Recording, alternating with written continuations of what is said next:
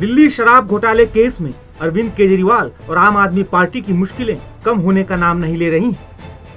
शराब नीति से जुड़े मनी लॉन्ड्रिंग केस में गिरफ्तार दिल्ली के मुख्यमंत्री अरविंद केजरीवाल को आज ईडी की रिमांड खत्म होने के बाद 15 दिन की न्यायिक हिरासत में भेज दिया गया है, जिसके बाद केजरीवाल को तिहाड़ जेल ले जाया गया है। बता दें कि इससे पहले अदालत में पेशी के दौरान अरविंद केजरीवाल ने कहा कि ये जो कर रहे हैं देश के लिए अच्छा नहीं है। अरविंद जी, पूरा इंडिया गठबंधन कल आपके लिए जुटा मामले में था, क्या कहेंगे? मंत्री जी जो ये कर रहे हैं ये देश के लिए अच्छा नहीं है। अरविंद जी, पूरा इंडिया गठबंधन कल आपके लिए जुटा मामले में था, क्या कहेंगे? मंत्री जी जो ये कर रहे हैं ये देश के लिए अच्छा नहीं है।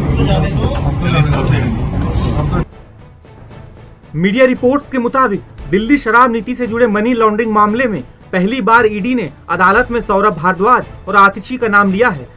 दरअसल ईडी जब राउज एवेन्यू कोर्ट में सौरभ भारद्वाज और आतिशी का जिक्र कर रही थी तो मुख्यमंत्री अरविंद केजरीवाल इस दौरान चुप रहे। ईडी जो कि दिल्ली के मुख्यमंत्री अरविंद केजरीवाल से अब तक कथित शराब घोटाले में उनसे पूछताछ हिरासत में लेकर कर रही थी और अब तक 10 दिनों की पूछताछ अरविंद केजरीवाल से ईडी दफ्तर में हो चुकी थी। अब जब अरविंद केजरीवाल को राउज एवेन्यू कोर्ट में ईडी की तरफ से पेश किया गया तो उनकी और कस्टडी यानी कि रिमांड बढ़ाने की मांग नहीं की गई, बल्कि उनको जुडिशियल कस्टडी बढ़ाने की मांग की गई। और ऐसे में ईडी की मांग पर राउज एवेन्यू कोर्ट की जज कावेरी बावेजा ने अरविंद केजरीवाल को 15 अप्रैल तक न्यायिक हिरासत में भेज दिया, यानी कि उनकी कुल 14 दिन की न्यायिक हिरासत बढ़ाई गई है। आज जब अरविंद केजरीवाल को पेश किया गया तो कोर्ट रूम में जाने से पहले उन्होंने मीडिया को ये कहा कि अरविंद केजरीवाल ने जो बाइट दी, उन्होंने कहा कि प्रधानमंत्री जो कुछ कर रहे हैं वो देश के लिए अच्छा नहीं है। लेकिन जब वो कोर्ट में पेश हुए तो ईडी ने उन पर बहुत बड़े बड़े आरोप लगाए हैं। पहला आरोप ये कि अरविंद केजरीवाल अब तक जांच में सहयोग नहीं कर रहे हैं। दूसरा ये कि वो जांच की दिशा को भटकाने की कोशिश कर रहे हैं, अपने डिजिटल डॉक्यूमेंट्स का पासवर्ड नहीं दे रहे हैं। एक और आरोप जो कि बहुत बड़ा होने वाला है वो ये कि पहली बार शराब घोटाले में सौरभ भारद्वाज का भी नाम आ गया है। ईडी ने यह दावा किया है कि जब हम केजरीवाल से पूछताछ कर रहे थे तो उस दौरान जब विजय नायर की भूमिका को लेकर बातचीत हुई और उनका बॉस कौन था इसको लेकर सवाल हुए तो अरविंद केजरीवाल ने पल्ला ही झाड़ लिया। अरविंद केजरीवाल ने कह दिया कि विजय नायर उन्हें रिपोर्ट नहीं करता था। विजय नायर तो मौजूदा मंत्री आतिशी और सौरभ भारद्वाज को रिपोर्ट करता था। आतिशी का नाम तो आ चुका है इस पूरी अब तक की जांच के दौरान, लेकिन सौरभ भारद्वाज जो कि इस पूरे शराब घोटाले से बचे हुए थे, विजय नायर वाला एंगल जुड़ने के बाद अब सौरभ भारद्वाज की भी मुश्किलें बढ़ सकती हैं।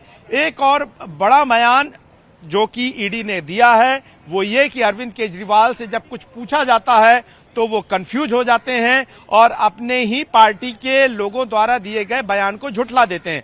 मसलन की दिल्ली जो आम आदमी पार्टी है, दिल्ली शराब घोटाले में और दिल्ली जल बोर्ड घोटाले में ही जब आम आदमी पार्टी के ट्रेजरर एनडी गुप्ता से पूछताछ हुई थी ईडी के द्वारा तो उस स्टेटमेंट से जब कन्फ्रंट अरविंद केजरीवाल को कराया गया तो एनडी गुप्ता ने अपने बयान में कहा था कि जो दिल्ली के मुखिया हैं आम आदमी पार्टी के अरविंद केजरीवाल वही सारे बड़े फैसले लेते हैं। तो इस पर अरविंद केजरीवाल ने कहा नहीं वो कंफ्यूज होंगे, सारे फैसले मैं नहीं लेता हूं, क्योंकि आम आदमी पार्टी की गतिविधि को लेकर भी सवाल है।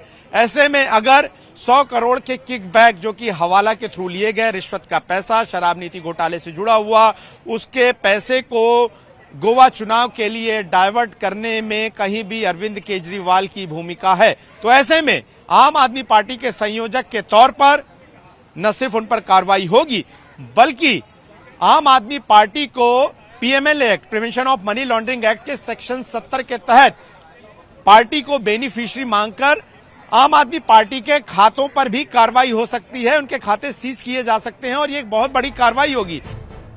हालांकि अब ऐसा लग रहा है कि अरविंद केजरीवाल के बाद आने वाले दिनों में सौरभ भारद्वाज और आतिशी की भी मुश्किलें बढ़ सकती हैं। टाइम्स नाउ नव भारत डिजिटल की रिपोर्ट।